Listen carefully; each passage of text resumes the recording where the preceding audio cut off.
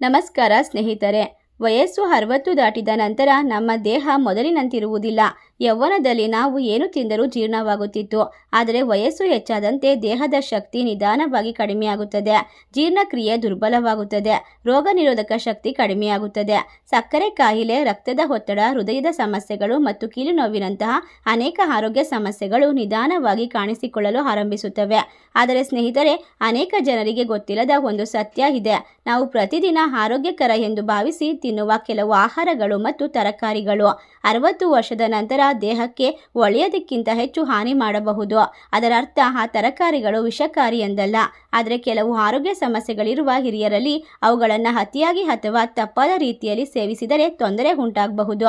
ಇಂದು ನಾವು ತಿಳಿದುಕೊಳ್ಳೋಣ, 60 ವರ್ಷದ ನಂತರ ಅಪ್ಪಿತಪ್ಪಿಯೂ ಹೆಚ್ಚು ಸೇವಿಸಬಾರದ 6 ತರಕಾರಿಗಳು ಯಾವುವು ಮತ್ತು ಅವು ಆರೋಗ್ಯಕ್ಕೆ ಹೇಗೆ ತೊಂದರೆ ಉಂಟು ಮಾಡಬಹುದು. ಈ ವಿಡಿಯೋವನ್ನು ಕೊನೆವರೆಗೂ ನೋಡಿ, ಏಕೆಂದರೆ ಕೊನೆಯ 2 ತರಕಾರಿಗಳ ಬಗ್ಗೆ ಹೆಚ್ಚಿನ ಜನರಿಗೆ ತಿಳಿದೇ ಇಲ್ಲ.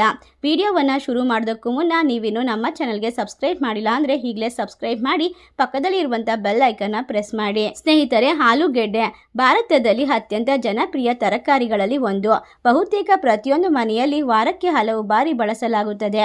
ಆದರೆ 60 ವರ್ಷದ ನಂತರ ಆಲೂಗೆಡ್ಡೆಯನ್ನು ಮಿತವಾಗಿ ಸೇವಿಸುವುದು ಉತ್ತಮ, ಏಕೆಂದರೆ ಆಲೂಗೆಡ್ಡೆಯಲ್ಲಿ ಕಾರ್ಬೋಹೈಡ್ರೇಟ್ ಪ್ರಮಾಣ ಹೆಚ್ಚಿರುತ್ತದೆ. ಇದು ರಕ್ತದಲ್ಲಿನ ಸಕ್ಕರೆ ಮಟ್ಟವನ್ನು ಬೇಗನೆ ಹೆಚ್ಚಿಸಬಹುದು. ವಿಶೇಷವಾಗಿ ಮಧುಮೇಹ ಇರುವ ಹಿರಿಯರು ಹೆಚ್ಚಾಗಿ ಆಲೂಗೆಡ್ಡೆ ತಿಂದರೆ ರಕ್ತದಲ್ಲಿನ ಗ್ಲೂಕೋಸ್ ಮಟ್ಟದಲ್ಲಿ ಏರಿಳಿತ ಉಂಟಾಗಬಹುದು. ಇದಲ್ಲದೆ ಕರೆದ ಆಲೂಗೆಡ್ಡೆ, ಚಿಪ್ಸ್ ಅಥವಾ ಫ್ರೆಂಚ್ ಫ್ರೈಸ್ ರೀತಿಯ ಆಹಾರಗಳು ಹೃದಯದ ಆರೋಗ್ಯಕ್ಕೂ ಒಳ್ಳೆಯದಲ್ಲ. ಆದ್ದರಿಂದ ಆಲೂಗೆಡ್ಡೆಯನ್ನು ಸಂಪೂರ್ಣವಾಗಿ ಬಿಡಬೇಕೆಂದಲ್ಲ, ಆದರೆ ಮಿತವಾಗಿ ಮತ್ತು ಆರೋಗ್ಯಕರ ರೀತಿಯಲ್ಲಿ ಸೇವಿಸುವುದು ಉತ್ತಮ. ಬಹಳ ಜನರಿಗೆ ಬದನೆಕಾಯಿ ಇಷ್ಟವಾಗುತ್ತದೆ, ಆದರೆ ಕೆಲವು ಹಿರಿಯರಲ್ಲಿ ಬದನೆಕಾಯಿ ಸಮಸ್ಯೆ ಉಂಟು ಮಾಡಬಹುದು. ಬದನೆಕಾಯಿಯಲ್ಲಿ ಕೆಲವು ನೈಸರ್ಗಿಕ ಸಂಯುಕ್ತಗಳು ಇರುತ್ತವೆ. ಕೆಲವು ಜನರಿಗೆ ಅವು ಜೀರ್ಣಕ್ರಿಯೆಯಲ್ಲಿ ತೊಂದರೆ, ಗ್ಯಾಸ್ಟ್ರಿಕ್ ಅಥವಾ ಹೊಟ್ಟೆ ಉಬ್ಬರ ಉಂಟು ಮಾಡಬಹುದು. ಕೆಲವು ಅಧ್ಯಯನಗಳು ಕೀಲು ನೋವು ಅಥವಾ ಸಂಧಿವಾತ ಇರುವ ವ್ಯಕ್ತಿಗಳಲ್ಲಿ ಬದನೆಕಾಯಿ ತಿಂದ ನಂತರ ಲಕ್ಷಣಗಳು ಹೆಚ್ಚಾಗಬಹುದು ಎಂದು ಸೂಚಿಸುತ್ತವೆ. ಆದರೆ ಇದು ಎಲ್ಲರಿಗೂ ಆಗುವುದಿಲ್ಲ. ಆದ್ದರಿಂದ ಬದನೆಕಾಯಿ ತಿಂದ ನಂತರ ನಿಮಗೆ ತೊಂದರೆ ಆಗುತ್ತಿದ್ದರೆ ವೈದ್ಯರ ಸಲಹೆಯೊಂದಿಗೆ ಅದರ ಪ್ರಮಾಣವನ್ನು ಕಡಿಮೆ ಮಾಡುವುದು ಒಳ್ಳೆಯದು. ಎಲೆಕೋಸು ಆರೋಗ್ಯಕರ ತರಕಾರಿ, ಆದರೆ 60 ವರ್ಷದ ನಂತರ ಹಸಿಯಾಗಿ ಹೆಚ್ಚು ಸೇವಿಸಿದರೆ ಕೆಲವು ಸಮಸ್ಯೆಗಳು ಕಾಣಿಸಿಕೊಳ್ಳಬಹುದು. ಹಸಿ ಎಲೆಕೋಸಿನಲ್ಲಿ ಜೀರ್ಣವಾಗಲು ಕಷ್ಟವಾದ ಕೆಲವು ಅಂಶಗಳು ಇರುತ್ತವೆ. ಇದರಿಂದ ಗ್ಯಾಸ್ಟ್ರಿಕ್, ಹೊಟ್ಟೆ ಉಬ್ಬರ ಅಥವಾ ಅಜೀರ್ಣದ ಸಮಸ್ಯೆ ಹೆಚ್ಚಾಗಬಹುದು. ವಿಶೇಷವಾಗಿ ಥೈರಾಯ್ಡ್ ಸಮಸ್ಯೆ ಇರುವಂಥವರು ಎಲೆಕೋಸನ್ನು ಹೆಚ್ಚಾಗಿ ಸೇವಿಸೋದು ಮೊದಲು ವೈದ್ಯರ ಸಲಹೆ ಪಡೆಯುವುದು ಉತ್ತಮ. ಬೇಯಿಸಿದ ಎಲೆಕೋಸು ಸಾಮಾನ್ಯವಾಗಿ ಹೆಚ್ಚು ಸುಲಭವಾಗಿ ಜೀರ್ಣವಾಗುತ್ತದೆ. ಹೂಕೋಸು ಪೌಷ್ಟಿಕಾಂಶಗಳಿಂದ ಸಮೃದ್ಧವಾಗಿದೆ, ಆದರೆ ಹಿರಿಯರಲ್ಲಿ ಅದು ಕೆಲವೊಮ್ಮೆ ಜೀರ್ಣಕ್ರಿಯೆಗೆ ತೊಂದರೆ ಉಂಟು ಮಾಡಬಹುದು. ಹೂಕೋಸಿನಲ್ಲಿ ಹೆಚ್ಚಿನ ಒಂದು ಪ್ರಮಾಣದ ಫೈಬರ್ ಮತ್ತು ಕೆಲವು ಸಂಕೀರ್ಣ ಕಾರ್ಬೋಹೈಡ್ರೇಟ್ಗಳು ಇರುತ್ತವೆ. ಇವು ಹೊಟ್ಟೆಯಲ್ಲಿ ಗ್ಯಾಸ್ ಉತ್ಪತ್ತಿ ಮಾಡಬಹುದು. ಜೀರ್ಣಕ್ರಿಯೆ ದುರ್ಬಲವಾಗುವ ಹಿರಿಯರಲ್ಲಿ ಹೊಟ್ಟೆ ಉಬ್ಬರ, ಅಸಹಜತೆ ಮತ್ತು ಹೊಟ್ಟೆ ನೋವು ಉಂಟಾಗಬಹುದು. ಆದ್ದರಿಂದ ಹೂಕೋಸುಗಳನ್ನು ಚೆನ್ನಾಗಿ ಬೇಯಿಸಿ ಮತ್ತು ಮಿತವಾಗಿ ಸೇವಿಸುವುದು ಉತ್ತಮ. ಪಾಲಕ್ ಸೊಪ್ಪು ಆರೋಗ್ಯಕರ ಆಹಾರ, ಆದರೆ ಕಿಡ್ನಿ ಸ್ಟೋನ್ ಸಮಸ್ಯೆ ಇರುವಂಥವರಿಗೆ ಇದು ಸಮಸ್ಯೆ ಉಂಟು ಮಾಡಬಹುದು. ಪಾಲಕ್ನಲ್ಲಿ ಆಕ್ಸಲೇಟ್ ಎಂಬ ಸಂಯುಕ್ತ ಹೆಚ್ಚಿರುತ್ತದೆ.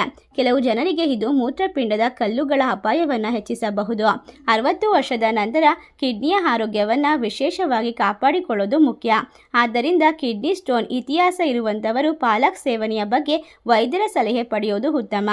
ಬಹಳ ಜನರಿಗೆ ಊಟದಲ್ಲಿ ಖಾರ ಇಲ್ಲದಿದ್ದರೆ ರುಚಿ ಅನಿಸುವುದಿಲ್ಲ, ಆದರೆ 60 ವರ್ಷದ ನಂತರ ಅತಿಯಾದ ಖಾರ ದೇಹಕ್ಕೆ ಒಳ್ಳೆಯದಲ್ಲ. ಹಸಿಮೆಣಸಿನಕಾಯಿಯನ್ನು ಹೆಚ್ಚಾಗಿ ಸೇವಿಸಿದರೆ ಹೊಟ್ಟೆಯ ಒಳಪದರದಲ್ಲಿ ಕಿರಿಕಿರಿ ಉಂಟಾಗಬಹುದು. ಅಮೀನಿಯತೆ, ಹೊಟ್ಟೆ ಉರಿ, ಅಜೀರ್ಣಕ್ರಿಯೆ ಮತ್ತು ಗ್ಯಾಸ್ಟ್ರಿಕ್ ಸಮಸ್ಯೆಗಳು ಹೆಚ್ಚಾಗಬಹುದು. ವಿಶೇಷವಾಗಿ ಹೊಟ್ಟೆಯ ಸಮಸ್ಯೆ ಇರುವ ಹಿರಿಯರು ಖಾರದ ಪ್ರಮಾಣವನ್ನು ನಿಯಂತ್ರಿಸುವುದು ಉತ್ತಮ. ಸ್ನೇಹಿತರೆ, ಈ ವಿಡಿಯೋವನ್ನು ನೋಡಿ ಯಾವುದೇ ತರಕಾರಿಯನ್ನು ಸಂಪೂರ್ಣವಾಗಿ ಬಿಡಬೇಕು ಎಂದು ಭಾವಿಸಬೇಡಿ. ಮುಖ್ಯ ವಿಷಯ ಏನೆಂದರೆ 60 ವರ್ಷದ ನಂತರ ಆಹಾರದಲ್ಲಿ ಸಮತೋಲನ ಇರುವುದು ಮುಖ್ಯ. ಒಂದು ಆಹಾರ ಒಬ್ಬರಿಗೆ ಒಳ್ಳೆಯದಾಗಬಹುದು, ಇನ್ನೊಬ್ಬರಿಗೆ ಅಷ್ಟಾಗಿ ಹೊಂದಾಣಿಕೆಯಾಗದೇ ಇರಬಹುದು. ಆದ್ದರಿಂದ ನಿಮ್ಮ ಆರೋಗ್ಯ ಸ್ಥಿತಿ, ವೈದ್ಯರ ಸಲಹೆ ಮತ್ತು ನಿಮ್ಮ ದೇಹದ ಪ್ರತಿಕ್ರಿಯೆಯನ್ನು ಗಮನಿಸಿ ಆಹಾರವನ್ನು ಆಯ್ಕೆ ಮಾಡುವುದು ಉತ್ತಮ. ನೆನಪಿಡಿ, ಔಷಧಿಗಿಂತ ಉತ್ತಮ ಆಹಾರವೇ ಉತ್ತಮ ಚಿಕಿತ್ಸೆ. ಸರಿಯಾದ ಆಹಾರ, ನಿಯಮಿತ ವ್ಯಾಯಾಮ ಮತ್ತು ಉತ್ತಮ ಜೀವನ ಶೈಲಿ ನಿಮ್ಮ ಆರೋಗ್ಯವನ್ನು ದೀರ್ಘಕಾಲ ಕಾಪಾಡಬಹುದು. ಈ ಮಾಹಿತಿ ನಿಮಗೆ ಉಪಯುಕ್ತವಾಗಿದ್ದರೆ ವಿಡಿಯೋಗೆ ಲೈಕ್ ಮಾಡಿ, ಶೇರ್ ಮಾಡಿ ಮತ್ತು ಇನ್ನಷ್ಟು ಆರೋಗ್ಯಕರ ಮಾಹಿತಿಗಳಿಗಾಗಿ ಕನ್ನಡ ಮೈಂಡ್ಸೆಟ್ ಚಾನಲನ್ನು ಸಬ್ಸ್ಕ್ರೈಬ್ ಮಾಡಿ. ಧನ್ಯವಾದಗಳು.